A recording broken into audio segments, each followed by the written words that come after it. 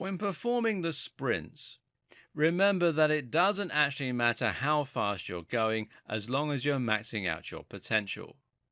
In other words, there's a good chance that you're going to find yourself slowing down somewhere as you reach the later stages of your routine, and you shouldn't worry if that happens.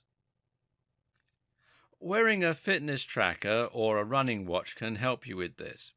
Something like the Garmin Vivo Active will provide the best of both worlds here by acting as a fitness tracker throughout the day, measuring your heart rate and your steps, etc., but acting as a running watch during training and letting you monitor your route and your metrics. Your maximum heart rate is something you can calculate quite easily. Simply go for a sprint or engage in other activity with maximum effort. Monitor your heart rate and you should find that it never goes beyond a certain point. This point is your max heart rate, and it's what you should be aiming to hit whenever you perform the high-intensity portions of these workouts. The speed is less important. And of course, you can also use this to work out 70% of your MHR, which should be your fat-burning zone. While HIIT itself is fairly simple to grasp, there are actually a lot of different factors to consider. For example, you need to decide whether to use exercise machines or to avoid them and train outside instead. If you're going to use HIIT for running, for instance, should you use a treadmill or should you head outside and jog and sprint? Well, the answer is that it's up to you, of course, and both have their advantages. What's key to recognize is the different benefits of each and thereby be able to make the best decision for you. Now, a lot of people will look down on exercise machines. There are a number of problems with these. For starters, they prevent you from getting outside, which in itself has a huge number of different health benefits. At the same time, though, you'll also find that running outside has the advantage of training your legs harder and actually uses significantly different biomechanics. That's because running on a pavement or grass will require pulling force generated in your legs as you have to pull your body along the ground. Conversely, when you run on a treadmill, you only need to lift your legs off the ground as the treadmill moves underneath you. As such, there is actually less effort involved in running on a treadmill. Running outside is also a lot more varied. While it's possible to alter the angle and the pace on a treadmill, it's still going to involve selecting from one of a number of different positions and sticking with it. When you run outside, meanwhile, you're forced to constantly adapt to changes in the shape of the ground, to the gradient that you're running on, and more. Of course, many of these issues are less significant if you're riding a stationary bike, but the variety and the real-world value of running is one of the things that attracts a lot of people to it in the first place. But this doesn't mean there's no place at all for running on a treadmill.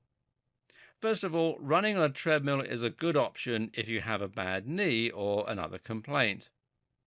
Running at a fixed incline is a good way to reduce the strain on the knees, and many people will thus prefer to stick to a treadmill so that they can control this facet. Better yet for bad knees or back complaints is to ride a stationary recumbent bike.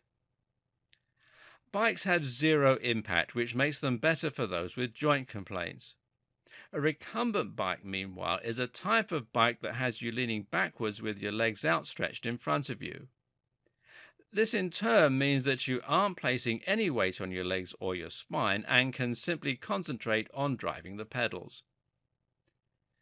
CV machines are also great for training when you can't be bothered to head outside because it's raining or cold, and if you're someone who will struggle to be motivated in this regard, then you should consider that a very big bonus.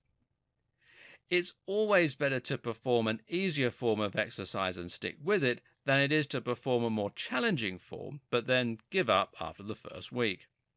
Lastly, running on machines will give you the ability to precisely control the level of challenge. This means you can monitor the exact speed you're able to maintain and get a very good estimate of your calorie burn. Some will even include heart rate monitors or synchronize with external gadgets to perform this job. All this is ideal for HIIT because it means you can run for exactly 1 minute at a very precise speed and then switch. Next week, you can do the exact same thing, and once you're used to that, you can increase the challenge by a very small and precise amount. Before we get into the different tools and strategies you can use to mix up your HIIT training, note that there is a way you can increase your calorie burn significantly simply by changing the time of day that you train. This technique is called fasted cardio, and it involves training first thing in the morning before breakfast. It's called fasted cardio because your body is in a fasted state.